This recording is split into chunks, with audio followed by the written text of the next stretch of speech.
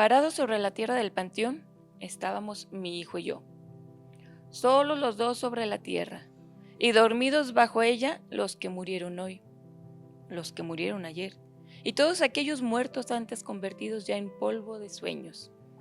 A mis pies estaba la tierra fresca, recién amontonada sobre el cajón en el que encerré a Margarita.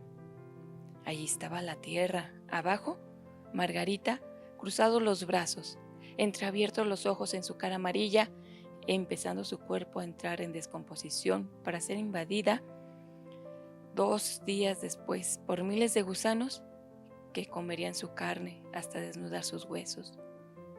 Invadido por gusanos que acabarían por comerse entre sí, hasta no quedar sino uno que moriría también. Yo vacié las pocas lágrimas que aún guardaba en mis ojos y apreté contra mí el cuerpo de mi hijo Justino. Ahora seguiríamos solo los dos. Yo, como un árbol quebrado por los rayos y las tormentas, reseco por la falta de lluvias. Él, como una rama verde que brotara del tronco. No teníamos nada que hacer ahí parados y emprendimos el regreso al pueblo. El regreso a Autlán de la Grana, que se iba cubriendo con su rebozo oscuro. Ya entrada la noche, volvimos al hospital donde murió Margarita. Ahí nos quedamos a dormir bajo un corredor sobre el suelo duro y frío, frío como la tierra donde descansaba mi mujer. Mi hijo, fatigado por el dolor, por el hambre y la caminata hasta el panteón, se durmió pronto. Yo, en cambio, me pasé la noche entera con los ojos pelados, pensando en lo poco que quedaba de mí. Hasta nosotros llegaban los quejidos. A veces llamaban a la puerta para que recibieran otro enfermo. O cruzaba silenciosa la blanca figura de una enfermera acudiendo al angustioso llamado de algún familiar, tan solo quizás para cubrir el rostro de uno que muriera. Ahí estaba yo, Fausto González, pobre y casi solo, tan pobre como lo fue mi padre, como lo fue mi abuelo y como lo fueron los padres y los abuelos de ellos, casi solo, porque no quedaba en el mundo para mí sino mi hijo Justino, que roncaba sobre el suelo soñando quizás en su mamá Margarita, en mi Margarita. Así es como inicia esta historia, donde la tierra acaba, de José Trinidad Lepe Preciado. Es un escritor que nació en Tonayá y nos habla de un México, o diría un Jalisco, de muchos años atrás.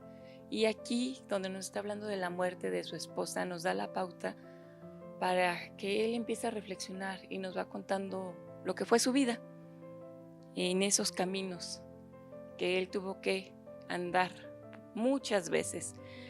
Y esa parte donde dice, solo, pobre, igual que su abuelo y sus abuelos. Cuando lees toda la historia comprendes muy bien por qué lo está diciendo. Cómo, por más que él intentó de hacer fortuna, se pudiera decir, por uno u otro motivo, nunca lo conseguía. Él fue arriero y nos va contando cómo es que él inició, quién lo enseñó, cómo empezó a contrabandear productos que le habían enseñado también cómo hacerlo. Era muy inteligente, pero pues a veces las cosas no salen como él quería. Y incluso cuando él empieza a contar su historia, nos damos cuenta que solamente tenía a su abuelo, él vivía con su abuelo.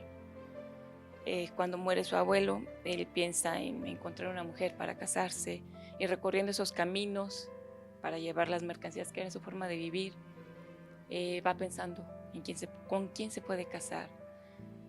Hay ocasiones en que él intenta cambiar y no ser arriero, intenta sembrar. La primera vez que lo hace, no hubo cosecha, la sequía acabó con todo. La segunda vez que lo intenta fue después de que había muerto su abuelo, pensando en tener un dinerito para poderse casar, precisamente con Margarita. Ya le había echado el ojo y parece que todo va de maravilla en esa cosecha, pero de pronto, esta vez, demasiada agua.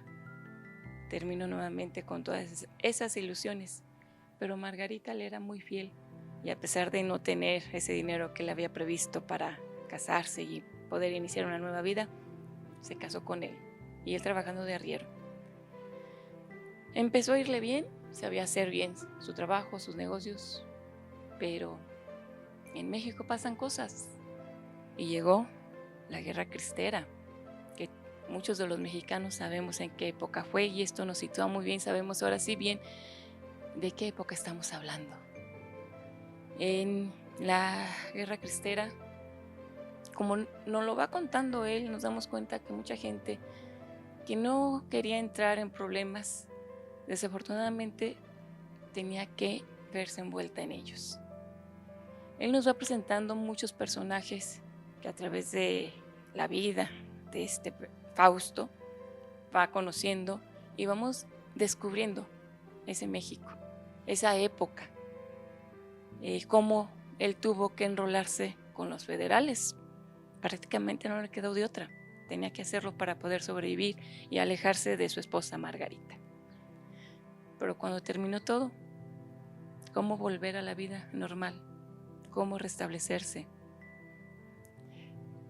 ¿Quieren descubrir más sobre esto? Les invito a que conozcan más, tanto de este escritor y, ¿por qué no?, leer completamente esta obra.